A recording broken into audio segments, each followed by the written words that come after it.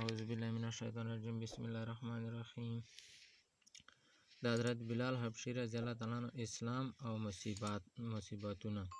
حضرت بلال حبشي رضی الله تعالی عنہ مشهور صحابي دی چې د مسجد نبوي همیشه مؤذن پاتې شوی دی. په شروع کې د یو کافر غلامو اسلام یې راوړ چې د هغې په وجه قسم تکلیفونه ورکولی شو.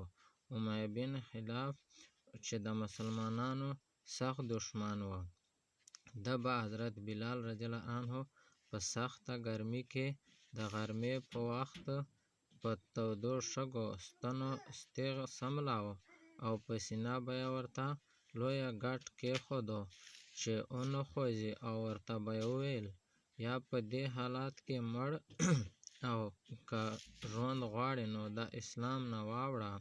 خو هغه به په دې حالات کې هم احد ویل، یعنې د عبادت لایق صرف یو دی.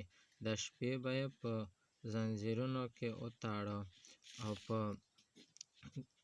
په کروړو به یې وهلو، بیا یې د ورځې به یې په دې زخمي حالات کې په ځمکه واچولو، نو نور زیات به زخمي کولی شو چې بې قراره شي، د اسلام نه واوړي. یا ناکلارۍ کې